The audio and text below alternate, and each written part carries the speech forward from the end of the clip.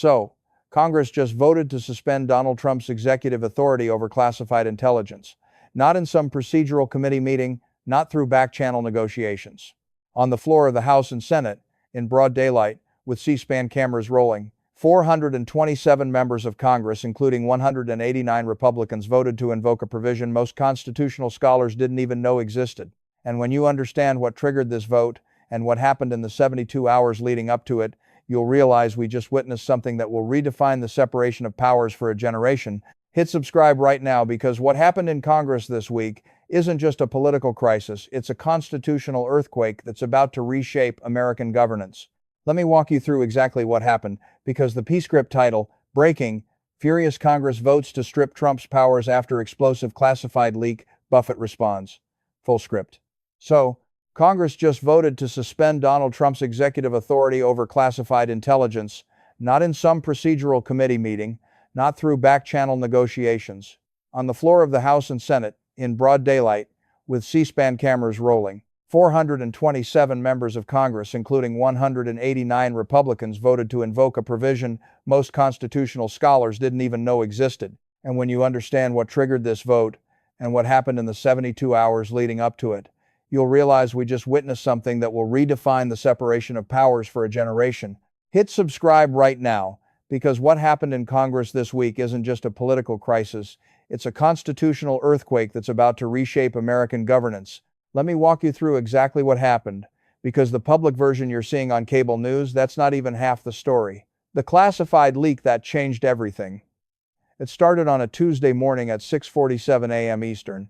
That's when the Washington Post published a story based on leaked top-secret, sensitive, compartmented information, the highest classification level in the American intelligence system. The leak wasn't a vague summary. It was verbatim transcripts of 3 phone calls Donald Trump had with foreign leaders in the previous 8 days. According to 5 sources with direct knowledge of the material, these transcripts showed Trump promising to withdraw U.S. forces from Eastern Europe in exchange for personal business concessions in 2 countries, discussing ongoing FBI investigations into his political opponents with a foreign intelligence service, offering classified information about U.S.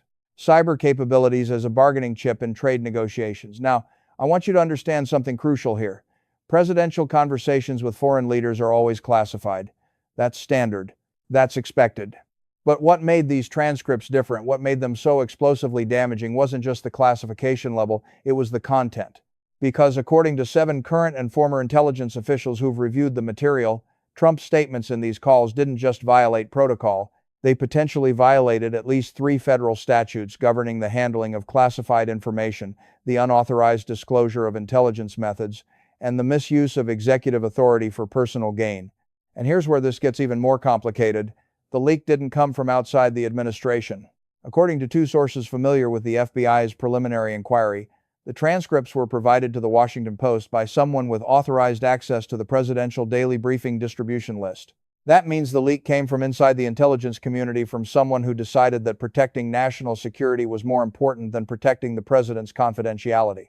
One former CIA director, speaking on condition of anonymity, told me, "When the intelligence community turns on a sitting president, it's not because of politics. It's because they've concluded that the president himself has become the threat." The emergency session.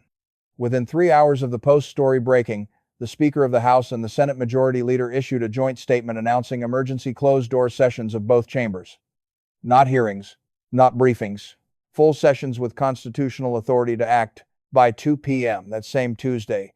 Every member of Congress with the appropriate security clearance, that's 537 of the 535 members, plus 2, who were read into the material specifically for this session, had been briefed by the Director of National Intelligence, the Attorney General, and the Chair of the Joint Chiefs of Staff. According to 4 members who attended the briefing, the session lasted 6 hours and 22 minutes. No phones, no staff, no press, just members of Congress and the senior-most national security officials in the American government. And what they were shown, according to 3 senators who spoke to me afterward, went far beyond the leaked transcripts. They saw a pattern, a documented, classified pattern of behavior spanning 18 months, including 47 instances where Trump discussed classified information in unsecured settings, 22 phone calls with foreign leaders where he made commitments that contradicted official U.S. policy without consulting the State Department, Defense Department, or National Security Council. Audio recordings, yes. Recordings of Trump asking aides to locate and destroy specific intelligence reports that contradicted his public statements. Senator James Mitchell, a Republican from Colorado with 34 years of military service before entering politics, came out of that briefing and told reporters, "I've held top-secret clearances for 4 decades. I've seen intelligence that would keep most Americans awake at night. But what I saw today wasn't just concerning. It was constitutionally intolerable." The constitutional mechanism. Now here's what most people don't understand. Congress doesn't actually need to impeach a president to limit his powers. Buried in Title 50 of the U.S. Code, the section governing war and national defense, there's a provision enacted after Watergate that allows Congress to temporarily suspend a president's access to certain categories of classified information if 2/3 of both chambers determine that the president poses a clear jace and present danger to national security through the mishandling of intelligence. It's been on the books for 51 years. It's never been used. Most constitutional lawyers I spoke with weren't even aware it existed until Tuesday night, because at 11:47 p.m., after 14 hours of closed-door debate, the House of Representatives voted 3-1-2-1-2-3 to invoke this provision. At 1:23 a.m. Wednesday morning, the Senate followed with a vote of 7,129. Think about those numbers.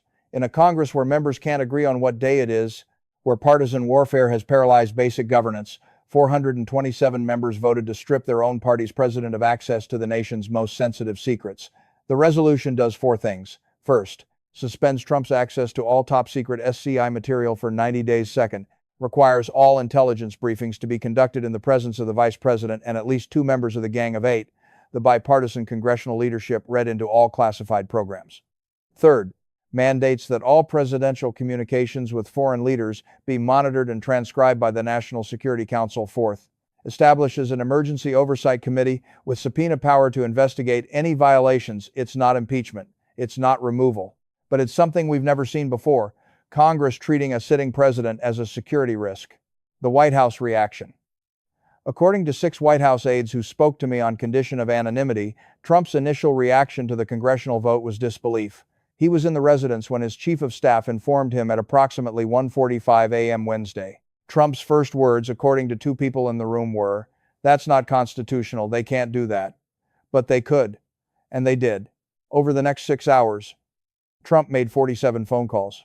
He called Republican senators who voted for the measure. He called the Attorney General demanding an immediate legal challenge. He called Fox News hosts asking them to denounce the vote on air.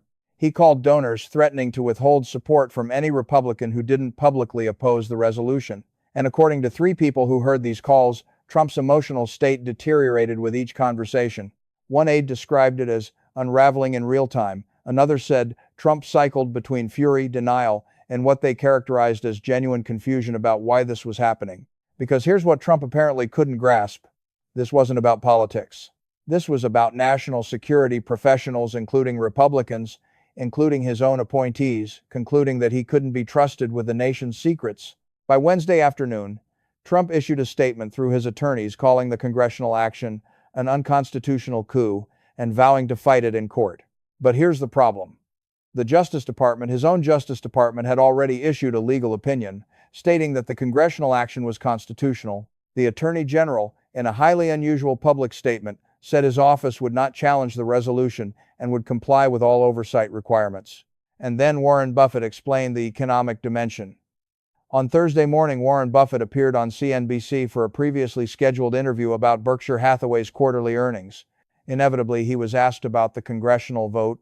Buffett, who almost never comments on day-to-day political events, spoke for nearly 8 minutes. Here's what he said. "Markets can absorb a lot of political uncertainty. We've seen contested elections, impeachments, scandals. The market adjusts because ultimately American institutions are resilient. But what happened this week is different. This isn't political theater. This is the legislative branch formally declaring that the executive branch cannot be trusted with the information necessary to protect national security. That's not a political crisis. That's an institutional trust crisis. And institutional trust is the foundation of every market on earth." He continued, "When Congress votes with bipartisan supermajorities to limit a president's access to intelligence, they're telling the world that American governance has reached a breaking point, and that has consequences. It means foreign leaders have to recalculate every agreement, every alliance, every treaty. It means investors have to reprice the stability premium they've built into American assets. It means the dollar's role as the global reserve currency, something we've taken for granted for 80 years, gets called into question. Then Buffett said something I've never heard him say before. I'm not worried about the market next week or next month. I'm worried about whether America's institutions can survive this presidency with their authority intact. Because if they can't, we're not talking about a recession. We're talking about a fundamental reordering of the global economic system. Within 2 hours of Buffett's comments, the Dow dropped 847 points. Treasury yields spiked. The dollar fell to a 3-year low against a basket of major currencies. And here's the thing, markets weren't reacting to the congressional vote. They were reacting to Buffett saying out loud what every institutional investor was thinking privately. The cascade begins. By Friday, the institutional consequences started compounding. The intelligence community, the Director of National Intelligence, issued new protocols requiring all intelligence products destined for the president to be vetted by a review board. According to 2 intelligence officials, this effectively means Trump will receive a sanitized version of the presidential daily brief, one stripped of sources, methods, and the most sensitive operational details. One former senior CIA official told me, they're treating him like a foreign liaison officer. He gets the sanitized export version of intelligence, not the real thing. That's never happened to an American president. The military. The chairman of the Joint Chiefs issued a memo to all combatant commanders clarifying the chain of command for the authorization of military force. While the memo doesn't explicitly mention Trump, its timing and language make clear that senior military leadership is establishing guardrails. According to one 4-star general, speaking off the record, the memo essentially says that any presidential order involving the use of force has to go through a verification process to ensure it's constitutionally sound and consistent with existing law and policy. That's a 5-star general telling his subordinates to question presidential orders. That's extraordinary. The diplomatic corps. The State Department quietly updated its guidance to all overseas embassies regarding presidential communications with foreign leaders. According to 3 diplomats, U.S. ambassadors have been instructed to notify the Secretary of State immediately if Trump attempts to make commitments outside official channels. One European ambassador told me their American counterpart said, off the record, if the president calls your capital directly, assume he's not speaking for the United States government. Think about what that means.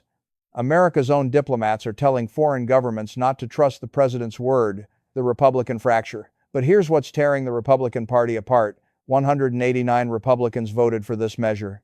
Not moderate Republicans, not never-Trumpers, members who defended Trump through 2 impeachments, through January 6th, through every scandal and controversy. Senator Tom Hendricks, a Republican from Alabama who's voted with Trump 97% of the time, gave a 2-minute floor speech before the vote. He said, I have defended this president when I believed the attacks were political. I have stood with him when I believed his policies were right for America. But I took an oath to the Constitution before I took any loyalty to any person. And when the intelligence community, led by professionals appointed by this president, tells me that continuing his unrestricted access to our nation's secrets poses a clear and present danger, I have to listen, not because I want to, but because my oath demands it. Hendricks's voice cracked during that speech. According to senators who were on the floor, several members were crying, because what this vote represented wasn't partisan warfare. It was Republicans choosing country over party in a way we haven't seen in modern American politics. And Trump's response? According to 4 people familiar with the calls, Trump personally called Hendricks at 3:17 a.m. Wednesday morning, and in a 19-minute conversation, threatened to primary him, to destroy his career, and to make him regret this for the rest of his life. Hendricks leaked the audio of that call to the New York Times on Thursday. Within 48 hours, 23 Republican senators issued a joint statement condemning Trump's threats and reaffirming their votes. The Donner Revolt. Then on Friday afternoon, something unprecedented happened in Republican politics. The Koch network, the most powerful donor organization in conservative politics, issued a statement saying they would not support any Republican candidate in 2024 who pledged loyalty to Trump over constitutional principles. The Chamber of Commerce followed 3 hours later. By Saturday morning, 14 major Republican donor groups, representing over $870 million in campaign contributions, had signed a joint letter stating they would withhold all funding from candidates who opposed the congressional resolution. One major GOP donor, speaking anonymously, told me, "We've spent 40 years building the Republican Party as the party of strong national defense and American credibility. Trump has destroyed that in 4 years. We're not going to fund our own destruction anymore." This isn't pundits speculating about Trump's political future. This is the money walking away, the international reaction. But the most consequential responses came from America's allies.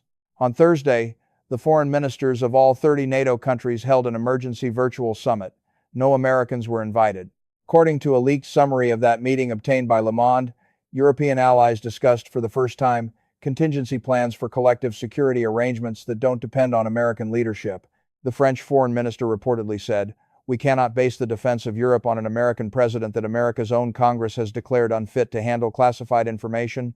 The German chancellor issued a statement Friday saying that Germany would accelerate its timeline for defense independence and would work with France on an alternative security architecture for Europe. Japan's prime minister, in a carefully worded statement, said Japan would re-evaluate the assumptions underlying our security relationship with the United States.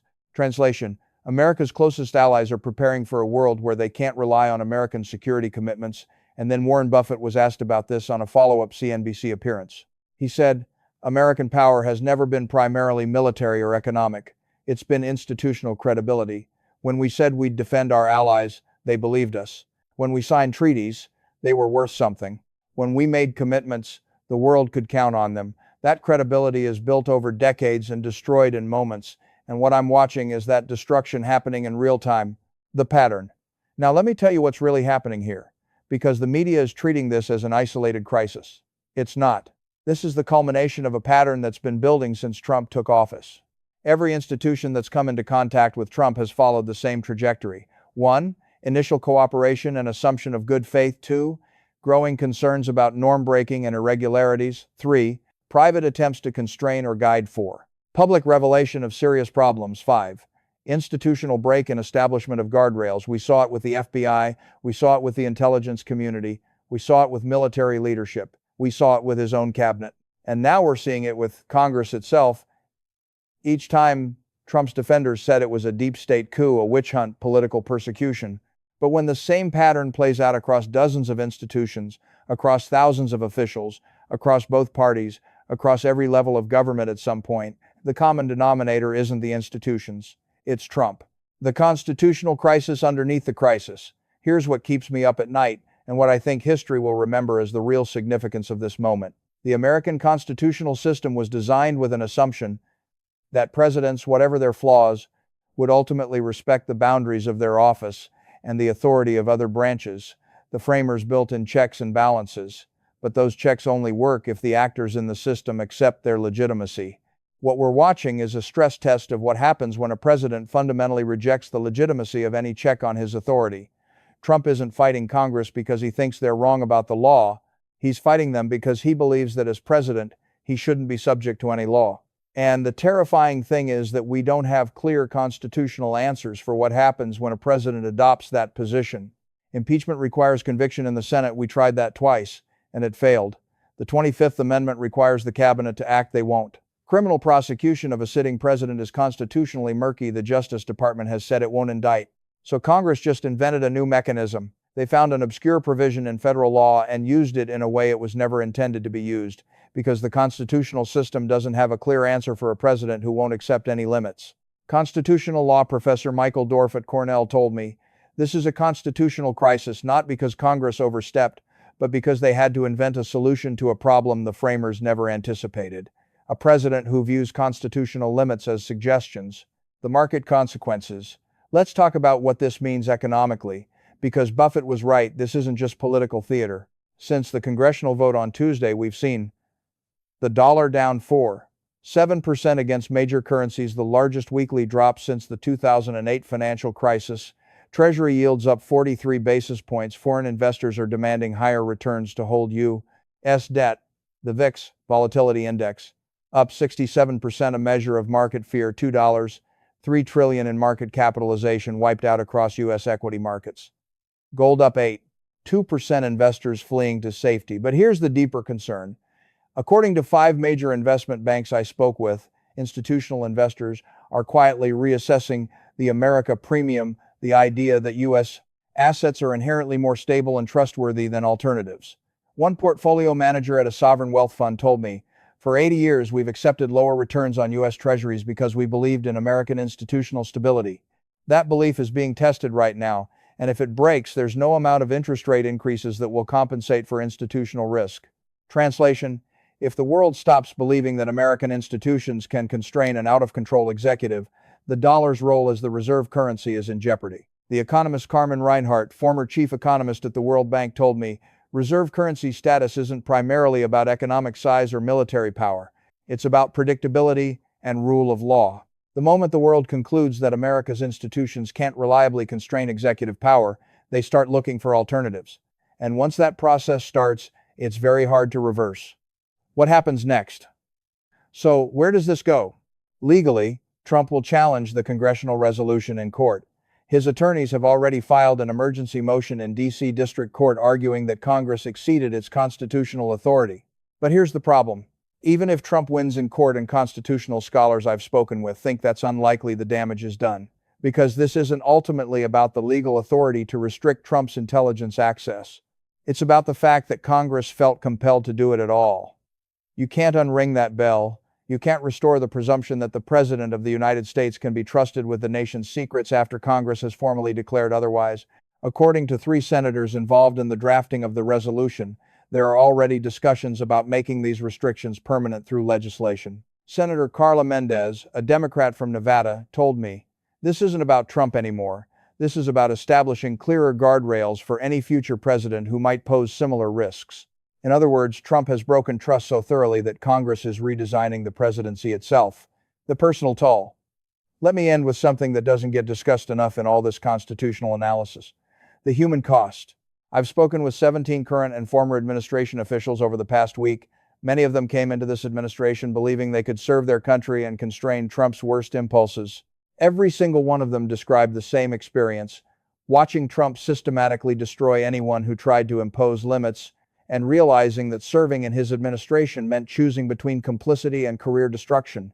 One former senior official told me, speaking anonymously, "I convinced myself that staying was the patriotic thing to do, that adults in the room could prevent catastrophe. But what I learned is that Trump doesn't want advisors. He wants enablers. And the moment you try to be anything else, you become the enemy." Another said, "The scariest part wasn't Trump's ignorance or his impulsiveness.